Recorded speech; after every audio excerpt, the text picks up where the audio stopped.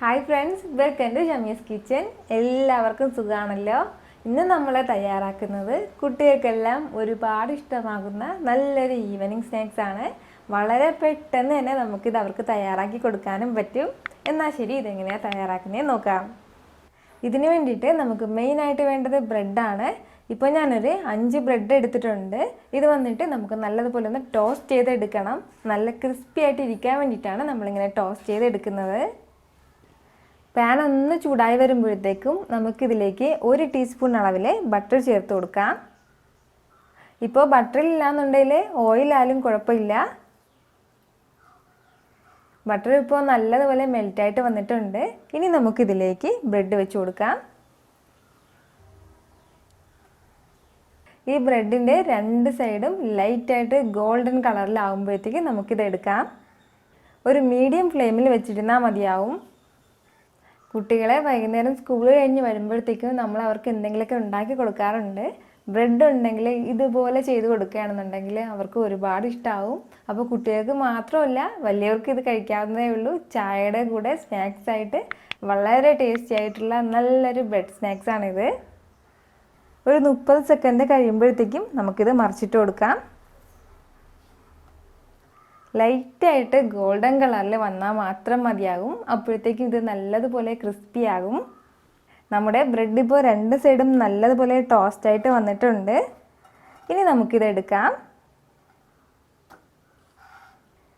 ഇതുപോലെ തന്നെ നമുക്ക് ബാക്കിയുള്ളതും ടോസ്റ്റ് ചെയ്തെടുക്കാം.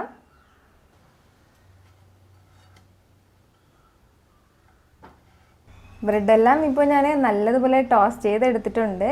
ഇനി നമുക്കിത് ചെറിയ ചെറിയ പീസായിട്ട് ഒന്ന് കട്ട് ചെയ്ത് മാറ്റണം. ബ്രെഡെല്ലാം ഇതുപോലെ ചെറിയ ചെറിയ പീസായിട്ട് ഞാൻ കട്ട് ചെയ്ത് മാറ്റിയിട്ടുണ്ട്. ഇനി നമുക്ക് ഇതിന് വേണ്ട ഗ്രേവി തയ്യാറാക്കിയെടുക്കാം. അതേ സെയിം പാനിൽ തന്നെയാണ് ഞാനിപ്പോൾ ഗ്രേവിയും തയ്യാറാക്കുന്നത്. അപ്പോൾ ഇതിലേക്ക് നമുക്കിനി 1 ടേബിൾ സ്പൂൺ ഓയിൽ ഒഴിച്ചു കൊടുക്കാം. കൂടെ തന്നെ ഒരു മീഡിയം സൈസ് സവാള കൂടി ചേർത്ത് കൊടുക്കാം. ഞാനിപ്പോൾ ഇത് ചെറുതായിട്ട് അരിഞ്ഞു വെച്ചിരിക്കുകയാണ്. ഇനി നമുക്കിത് നല്ലതുപോലെ ഒന്ന് വഴറ്റി കൊടുക്കാം. സവാള ഇപ്പോൾ ചെറുതായിട്ട് വഴണ്ടിട്ട് വന്നിട്ടുണ്ട്. ഇനി നമുക്കിതിലേക്ക് 1 ടീസ്പൂൺ ഇഞ്ചി വെളുത്തുള്ളി പേസ്റ്റ് കൂടി ചേർക്കാം. ഇനി ഇത് നല്ലതുപോലെ ഒന്ന് മിക്സ് ചെയ്ത് കൊടുക്കാം. ഈ ഇഞ്ചി വെളുത്തുള്ളിയുടെയൊക്കെ ആ ഒരു പച്ച മണം മാറുന്നതുവരെ മാത്രം നമ്മളിതൊന്ന് വഴറ്റി കൊടുത്താൽ മതിയാവും. ഇഞ്ചി വെളുത്തുള്ളിയുടെയൊക്കെ ആ ഒരു പച്ച മണം നല്ലതുപോലെ മാറിയിട്ടുണ്ട്. ഇനി നമുക്ക് ഇതിലേക്ക് ഒരു പകുതി തക്കാളി ചെറുതായിട്ട് അരിഞ്ഞിട്ട് വെച്ചിരിക്കുന്നത് ഇതുകൂടി ചേർത്ത് കൊടുക്കാം.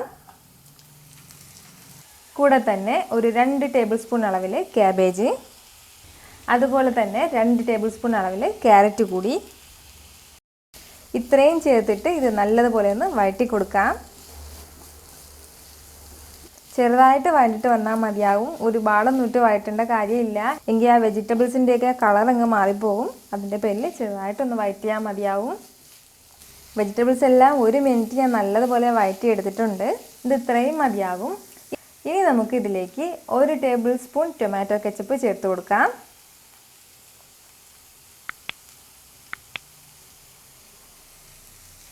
കൂടെ തന്നെ 1 ടീസ്പൂൺ അളവിൽ മുളക് പൊടി കൂടി ചേർക്കാം.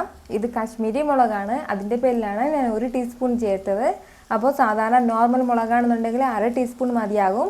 അപ്പോൾ ഈ മുളക് പൊടി സ്കിപ്പ് ചെയ്തിട്ട് നമുക്ക് വേണമെന്നുണ്ടെങ്കിൽ ചില്ലി സോസും ചേർക്കാം. അപ്പോൾ അത് 1 ടേബിൾ സ്പൂൺ ചേർക്കേണ്ടി വരും. 1/2 ടീസ്പൂൺ അളവിൽ സോയാ സോസ് കൂടി ചേർത്ത് കൊടുക്കുകയാണ്. അപ്പോൾ ഈ സോയാ സോസ് ഓപ്ഷനിലാണ്, വേണമെന്നുണ്ടെങ്കിൽ മാത്രം ചേർത്താൽ മതിയാവും. ഇത്രയ്ക്കും ആവശ്യമായിട്ടുള്ള ഉപ്പ് കൂടി ചേർത്ത് കൊടുക്കാം. ഉപ്പ് വളരെ കുറച്ച് ചേർത്താൽ മതിയാകും. കാരണം സോയ സോസിൽ ഉപ്പ് ഉള്ളതാണ്. അതിൻ്റെ പേരിൽ വളരെ കുറച്ച് ഉപ്പ് ചേർത്താൽ മതി. ഇനി ഇത് ഇത്രയും നമുക്ക് നല്ലതുപോലെ ഒന്ന് വഴറ്റി കൊടുക്കാം. ഫ്ലെയിം എപ്പോഴും ഒരു മീഡിയത്തിൽ വെച്ചിരുന്നാൽ മതി. ഹൈ ഫ്ലെയിമിൽ വെക്കരുത്, എങ്കിൽ ഇതെല്ലാം പെട്ടെന്ന് കരിഞ്ഞിട്ട് പോകും. അതിൻ്റെ പേരിലാണ്. ഇതിപ്പോൾ നല്ല തിക്കായിട്ടാണ് നമ്മുടെ ഗ്രേവി ഇരിക്കുന്നത്. ഇതിലേക്ക് നമുക്കിനി ഒരു 1/2 കപ്പ് വെള്ളം കൂടി ചേർത്ത് കൊടുക്കാം. ഈ 1/2 കപ്പ് വെള്ളം നമ്മൾ ഇതിലേക്ക് ചേർത്ത് കൊടുത്തില്ല എന്നുണ്ടെങ്കിൽ ബ്രെഡ് നല്ലതുപോലെ ഡ്രൈ ആയിട്ടിരിക്കും. അതിൻ്റെ പേരിലാണ്, ചെറുതായിട്ട് മോയ്സ്ചർ കിട്ടാൻ വേണ്ടിയിട്ടാണ് നമ്മൾ ഈ 1/2 കപ്പ് വെള്ളം ഇതിലേക്ക് ചേർത്ത് കൊടുത്തത്. ഇനി നമുക്കിതിലേക്ക് നമ്മൾ നേരത്തെ ടോസ്റ്റ് ചെയ്ത് വെച്ചിരുന്ന ബ്രെഡ് കൂടി ചേർത്ത് കൊടുക്കാം. ഇനി ഇത് നല്ലതുപോലെ ഒന്ന് മിക്സ് ചെയ്ത് കൊടുക്കാം. നമ്മൾ ഇതുപോലെ ബ്രെഡ് ടോസ്റ്റ് ചെയ്യാതെയാണ് ഇതിലേക്ക് ഇടുന്നതെങ്കിൽ പെട്ടെന്ന് ഈ ബ്രെഡെല്ലാം പൊടിഞ്ഞിട്ട് പോവും. അതിൻ്റെ പേരിലാണ് നമ്മളിങ്ങനെ ടോസ്റ്റ് ചെയ്തിട്ട് ബ്രെഡ് ഇതിലേക്ക് ഇടുന്നത്. ഇതിപ്പോൾ ഞാൻ നല്ലതുപോലെ മിക്സ് ചെയ്ത് എടുത്തിട്ടുണ്ട്. ഇനി ഇതിൻ്റെ മുകളിലായിട്ട് ഒരല്പം സ്പ്രിംഗ് ഓണിയൻ കൂടി ഇട്ട് കൊടുക്കാം. ഇത്രയേ ഉള്ളൂ, നമ്മുടെ വളരെ ടേസ്റ്റി ആയിട്ടുള്ള ബ്രെഡ് സ്നാക്സ് റെഡി ആയിട്ടുണ്ട്. കുട്ടികൾക്കെല്ലാം ഇത് ഒരുപാട് ഇഷ്ടമാവും. വൈകുന്നേരം ചായയുടെ കൂടെയും സ്നാക്സ് ആയിട്ട് കഴിക്കാൻ പറ്റിയ നല്ലൊരു ബ്രെഡ് സ്നാക്സ് ആണിത്. അപ്പോൾ ഉറപ്പായിട്ട് നിങ്ങളിത് ട്രൈ ചെയ്ത് നോക്കണം, നിങ്ങൾക്കിത് ഇഷ്ടമാവും. ഈ വീഡിയോ നിങ്ങൾക്ക് ഇഷ്ടമായാൽ ലൈക്ക് ചെയ്യാനും പിന്നെ ഇത് മറ്റുള്ളവർ കാണണമെന്ന് ആഗ്രഹിക്കുന്നുണ്ടെങ്കിൽ ഷെയർ ചെയ്യാനും സബ്സ്ക്രൈബ് ചെയ്യാനും മറക്കരുത്. വീണ്ടും നല്ലൊരു റെസിപ്പിയുമായിട്ട് വരുന്നത് വരേക്കും ബൈ ഫ്രം ഷമീസ് കിച്ചൻ.